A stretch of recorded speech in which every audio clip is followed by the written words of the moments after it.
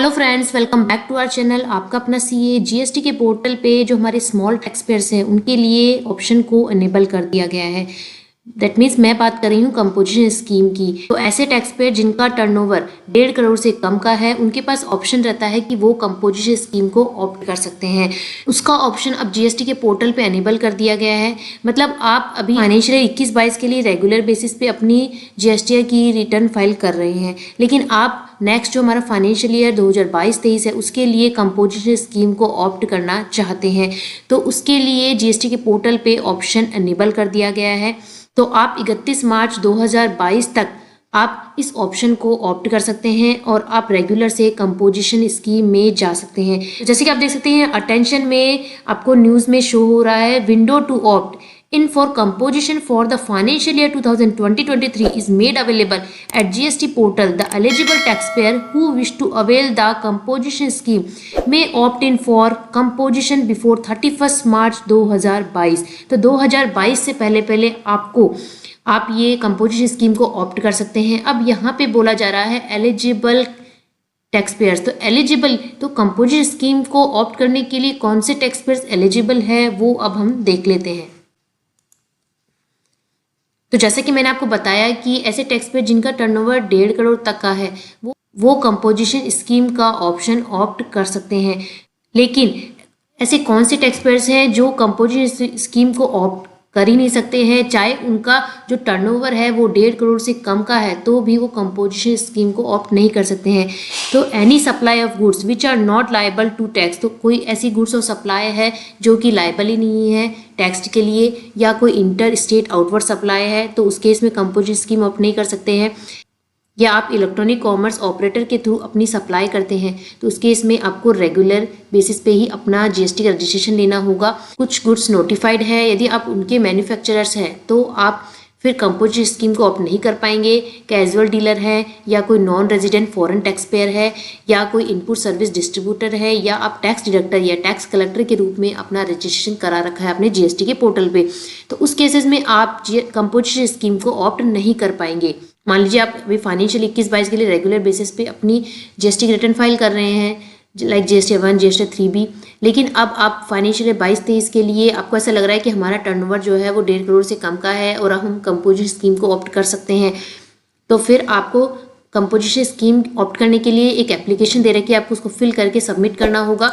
तो उसके लिए आपको पोर्टल पे आना है, पहले पोर्टल पे लॉगिन कर लेना है। देन ये जो सर्विस का टैब दिख रहा है आपको यहाँ पे क्लिक करना है और रजिस्ट्रेशन में जाके जैसे ही आप यहाँ पे देख सकते हैं application to opt for composition levy, तो आपको इस ऑप्शन पे जाके आप अपनी जो कंपोजिशन स्कीम है उसके लिए ऑप्ट कर सकते हैं। एप्लीकेशन देनी है कंपोजिशन स्कीम ऑप्ट करने के लिए। अब उसका फॉर्म नंबर है GST CMP 02। और यदि आप कंपोजिशन स्कीम को ऑप्ट करते हैं तो आपको कौन कौन से रिटर्न फाइल करनी है, तो आपको एक CMP 08 चालान कम स्टेटमेंट होता है वो आपको क्वार्टरली बेसिस पे फाइल करना होता है। तो इस चालान कम स्टेटमेंट जो CMP 08 है इसके थ्रू आपको अपना जो टैक्स है उसका पेमेंट करना होता है। और एक GSTF 4 की रिटर्न होती है जो कि आपको एनुअल बेसिस पे फाइल करनी होती है और उसकी जो लास्ट डेट होती है वो जो हमारा रिलेवेंट फाइनेंशियल ईयर है उसके 1 मंथ तक आप अपनी GSTF 4 को फाइल कर सकते हैं, मतलब 30 अप्रैल तक। फॉर एग्जाम्पल फाइनेंशियल 21-22 के लिए आपको अपनी GSTF 4 की रिटर्न फाइल करनी है। फाइनेंशियल ईयर एंड हुआ 31 मार्च 2022 को, मतलब 30 अप्रैल तक आप अपनी GSTR 4 कर सकते हैं। और जो small tax payers composition scheme को ऑप्ट करते हैं उन पे क्या टैक्स रेट एप्लीकेबल होती है, तो आप देख सकते हैं कि जैसे कि यदि आप मैन्युफैक्चरर हैं या ट्रेडर हैं गुड्स के तो आपको 1% आपको यहाँ पे टैक्स पे करना होगा। मतलब जैसे कि मैंने आपको बताया कि क्वार्टरली बेसिस पे आपको CMP 08 फॉर्म जो है वो फिल करना है, तो उस CMP 08 फॉर्म के थ्रू आपको अपना टैक्स का पेमेंट करना है, तो वो क्वार्टरली बेसिस पे फाइल होता है। तो क्वार्टरली बेसिस पे जो भी आपका टर्नओवर बनेगा उसका 1% आपको यहाँ पे टैक्स पे करना होगा। और यदि आपकी रेस्टोरेंट सर्विसेज हैं तो उस केस में आपको 5% का यहाँ पे टैक्स पे करना होगा। और यदि आप सर्विस प्रोवाइडर्स हैं तो उस केस में आपको 6% का टैक्स पे करना होगा। लेकिन यहाँ पे जानने वाली बात ये है कि आपको यहाँ पे इनपुट टैक्स क्रेडिट का कोई बेनिफिट नहीं मिलेगा, केवल आपको टैक्स पे करना है। आप ITC क्लेम यहाँ पे नहीं कर सकते हैं। तो ऐसे स्मॉल टैक्स पेयर जिन्होंने ऑलरेडी कंपोजिशन स्कीम को ऑप्ट कर रखा है उनके लिए फ्रेश एप्लीकेशन फाइल करना की कोई रिक्वायरमेंट नहीं है। जैसे अब इसमें लिखा भी है, for those tax payer who are already availing the composition scheme there is no requirement to file fresh application opting for composition scheme. और जो ये FAQ है ये आप GST के पोर्टल से ही डाउनलोड कर सकते हैं और इसे रीड कर सकते हैं।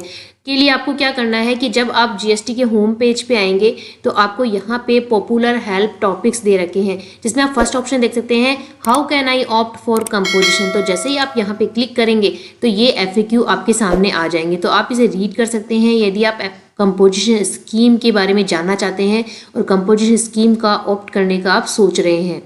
तो 31 मार्च 2022 तक आपके पास ऑप्शन है कि आप as a normal tax payer आप कंपोजिशन स्कीम को ऑप्ट कर सकते हैं।